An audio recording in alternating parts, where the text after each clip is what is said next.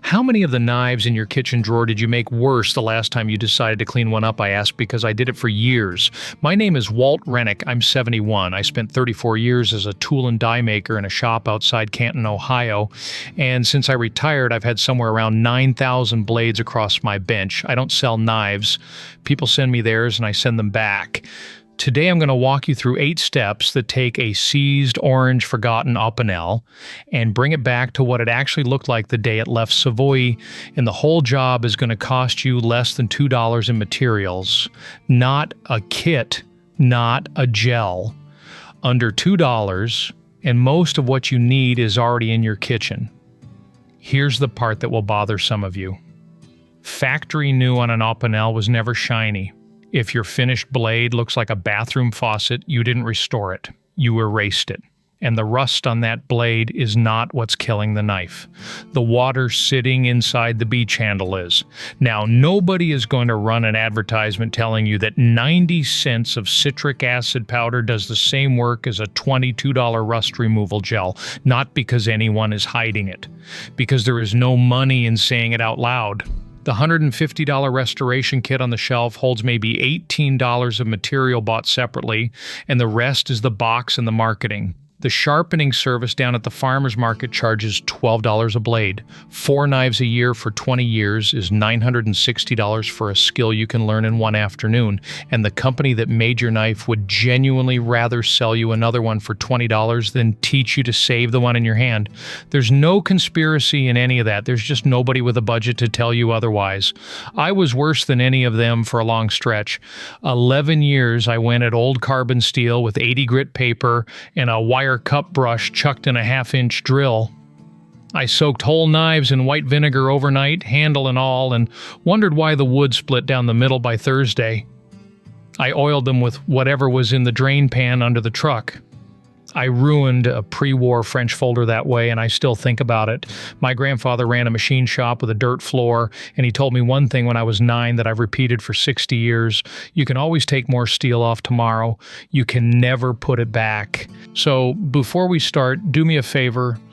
If you've got an Opinel in a drawer with a stamp you can't quite read, tell me down below what number is on the blade and whether the word inox is stamped next to it. That one word changes everything I'd tell you to do. And know this going in. The 8th step is the cheapest of all 8. It costs about a nickel and takes 90 seconds. It has saved more knives on my bench than the other 7 combined, and almost nobody does it. Step 1 is free, and it's the one that breaks the most knives. Getting a seized blade open, an Opinel handle is beech. Etched, they call it, cut in the Savoie valleys. Wood moves with moisture. When beech takes on water, it swells across the grain, and the slot the blade lives in closes up like a fist. Now you've got a hardened steel blade with maybe 1/3 of a millimeter of clearance, gripped by wood that's grown into it. Most men grab pliers. Pliers put a scar across the flat of the blade that no amount of polishing removes, and half the time the tip snaps off in the slot. Don't pull. There's a French trick for this, older than the locking ring, and it works on physics, not force. Hold the handle in your fist with the blade end pointing away from you. Wrap the butt of the handle sharply against a block of wood. Straight down, one hard tap. The handle stops. The blade doesn't. Inertia walks it 1/4 inch out of the slot, and then you take it with your fingers.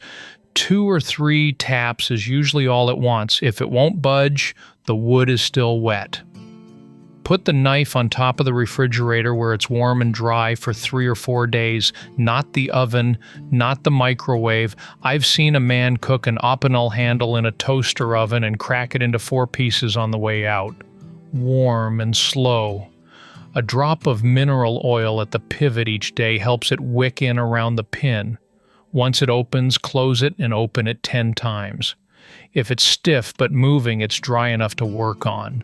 Step 2 is also free, and it decides all 6 steps that come after it. Read the knife before you touch it. Everything you need to know is stamped on the flat of the blade next to the metal ferrule. You'll find a hand with a crown floating over it. That's the main couronne, taken from the coat of arms of Saint-Jean de Maurienne, and Opinel has been stamping it since 1909.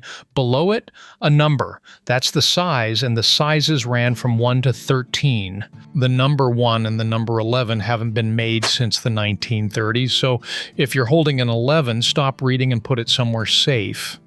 Now look for the word inox. If it's there, you have stainless, a modified Sandvik 12C27 with roughly 13% chromium, run to about 57 on the Rockwell C scale.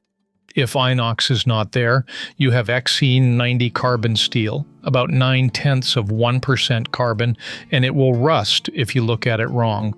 Carbon takes a patina, stainless never will. Treating one like the other is how people ruin these. Then check the ring at the pivot. If there's a rotating collar with a slot in it, that's the viral block, which arrived in 1955. No collar means you're older than that. And that stamp, the crowned hand, and the number is the entire identity of the knife. A collector will pay real money for a clean pre-1955 number 8 with a crisp mark and walk right past the same knife with a stamp that's been sanded, soft, and blurry.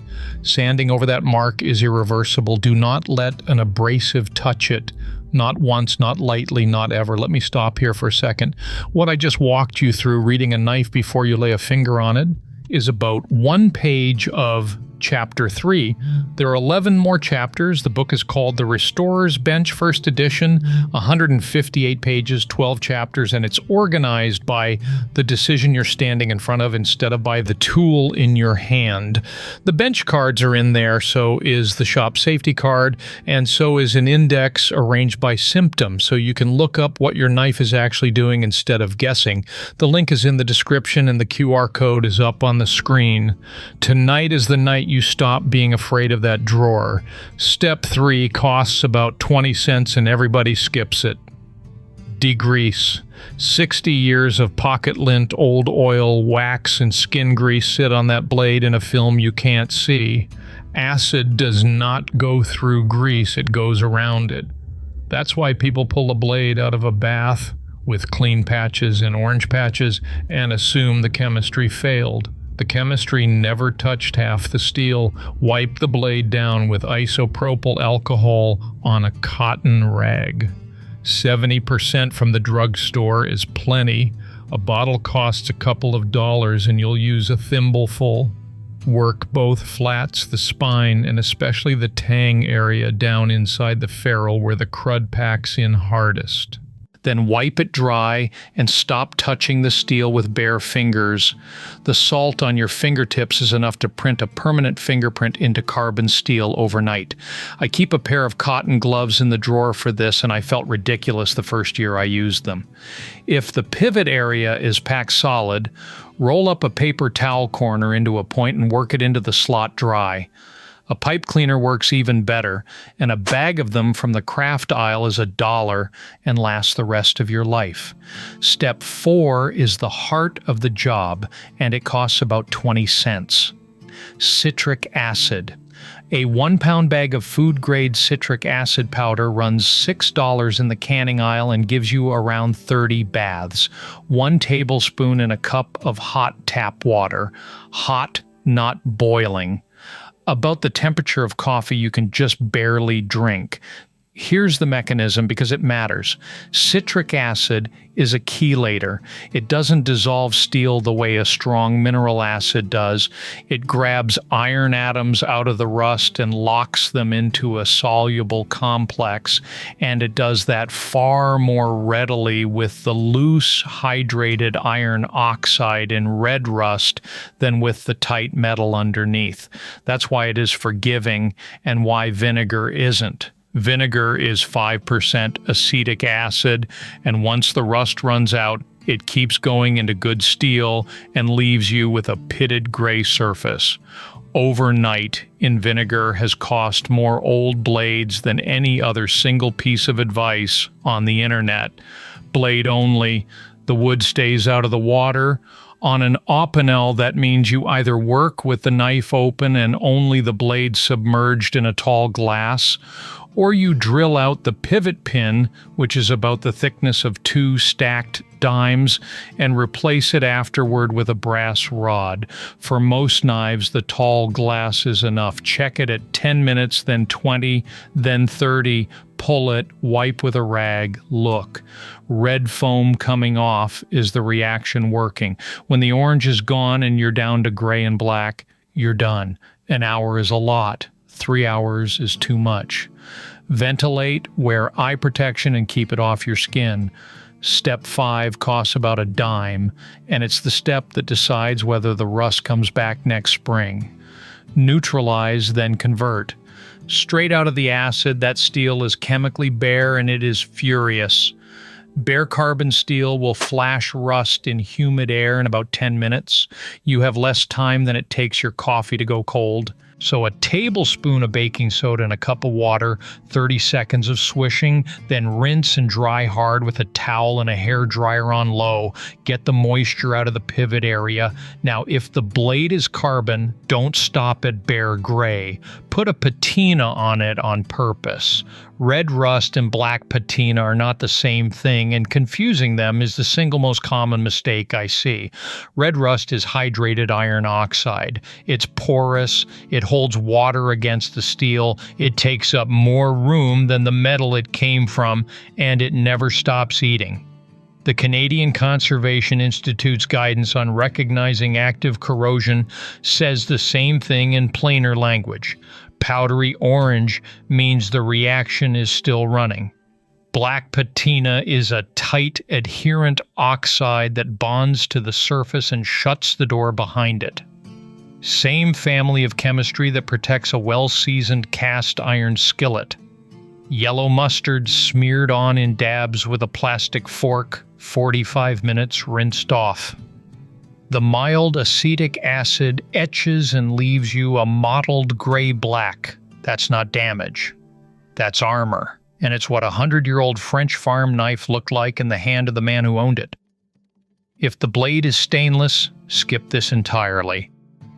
The chromium already built you an oxide layer you can't see. I'll be straight with you. What fits into 20 minutes of video is a sample of what's actually written down. The Restorer's Bench runs 12 chapters, every one of them built around a decision rather than a technique, set in large print because I'm 71 and I know what small print does to a man at a workbench. The whole thing is scaled to a bench you can put together for under $40, and there isn't a piece of powered machinery in it. Every technique carries a line I call "Check Me" with a published, dated source behind it, from the National Park Service, the Canadian Conservation Institute, the ASM Handbook. If it doesn't work out for you, there are 60 days to say so and get your money back.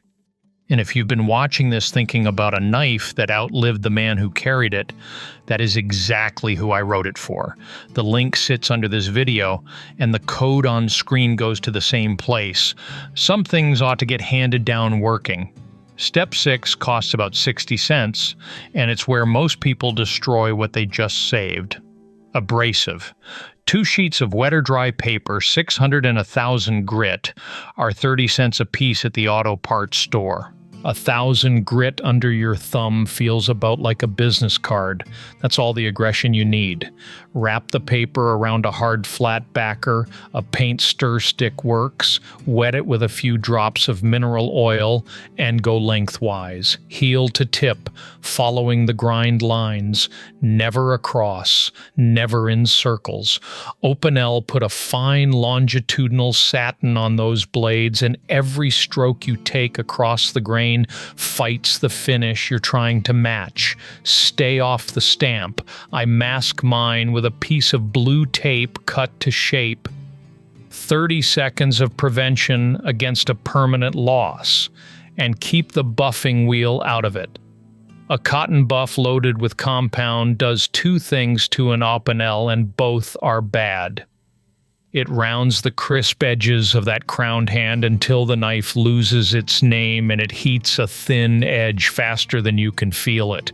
Anything past about 400 degrees Fahrenheit starts pulling temper out of a blade hardened to 57 Rockwell, and 400 is hot enough that a drop of water skates across the steel instead of boiling. If you see straw yellow creep onto that edge, the hardness is gone and it isn't coming back. I put a bench grinder to carbon steel for my first 11 years of doing this. I think about those blades more than the good ones. Step 7 is free, and it's the coffee mug. Turn a ceramic mug over. That unglazed ring around the bottom, the part that sits on the table, is fired ceramic, and it's roughly as fine as 1,000 grit stone. It'll put a working edge on an Opinel in 5 minutes. Opinel grinds these blades full flat, which means the bevel is already thin and you don't need much. 10 degrees aside, 20 included. For a blade about 3/4 of an inch wide, that means holding the spine up off the surface about the thickness of 2 stacked quarters. Set that height, keep it, and take 10 strokes aside, alternating, edge leading, with almost no downward pressure. The weight of the knife plus a little is right. Test on the edge of a sheet of paper held up in the air. If it bites and slices instead of tearing, you're done. Then strop. 10 passes each side, edge trailing, on the back of a cardboard notepad or the leg of your jeans. That aligns the wire edge, the microscopic curl of steel left behind by any abrasive, and it doubles how long the edge lasts. No powered wheel, no belt sander, no $18 pull-through gadget with carbide teeth that scrapes metal off in ribbons. Those things take more steel off in one pull than a stone does in a year. And step 8. The nickel's worth I promised you at the top. After every single time that knife gets wet, and I mean rinsed at the sink, not just soaked, you open it all the way, you dry the blade, and you stand it open somewhere warm for a full day. Then you run a pipe cleaner with 3 drops of mineral oil down into the slot and work it back and forth. That's it. A bottle of food-grade mineral oil is $1.50 at the drugstore, and it will outlive both of us. Here's why it's the whole ball game. The wood is not the handle in the sense that you think. It's a sponge wrapped around your blade. Water that gets into that slot has no air moving through it and nowhere to go, and it sits directly against bare carbon steel in the dark. That's not rust conditions, that's a rust incubator. 9 out of 10 seized orange ruined Opinels I get in the mail were killed from the inside of the handle, not the outside of the blade. The oil does 2 jobs. It displaces the water and it blocks the oxygen, and on the way it keeps the beech from drying so hard that it cracks along the pin. The Park Service's storage guidance for iron objects comes down to controlling humidity, keeping it under about 45%, which is drier than most basements in Ohio in August. So don't store it in the basement. Don't store it in a leather sheath because the tanning salts in leather pull moisture and hold it against steel. And leave the ViroBlock ring turned to the open slot so the collar isn't clamped down on damp metal for 6 months. My wife caught me oiling knives on the kitchen counter with a pipe cleaner about a year in and asked if I'd taken up smoking a pipe. 12 years later, she just moves the newspaper over. So, if there's a step I skipped or a knife you're stuck on, put it in the comments and tell me what shape the tip is in. Next week, I'm doing the one people ask me about most, which is how to reset a loose pivot pin on a wooden-handled folder without splitting the wood, and it takes 1 hammer and 1 nail set. And think about what all of this is standing against. A $150 kit with $18 of material in it, a $22 bottle of gel, $12 a blade to have somebody else do 5 minutes of work, a silent video where a knife comes out looking like chrome and the stamp is gone and nobody says a word about it. Rust is a chemistry problem, and chemistry is cheap. Steel loss is permanent, and permanent is expensive. Tap it open, free. Read the stamp before you touch it, free. Degrease with alcohol, 20 cents. Citric acid, 20 minutes, 20 cents. Baking soda and a mustard patina, 10 cents. 600 and 1,000 grit lengthwise, 60 cents. The bottom of a coffee mug, free. 3 drops of mineral oil down the slot, a nickel. $1.15. Under 2, even if you're clumsy with the powder. And what you didn't spend is a stamp sanded to nothing, a temper cooked out of the edge, a cracked beech handle, and a knife your father carried turned into something you'd be embarrassed to hand your grandson. Anybody can make steel shiny. It takes about $4 of equipment and no knowledge at all. Keeping the knife worth something while you do it, that's the part nobody sells you.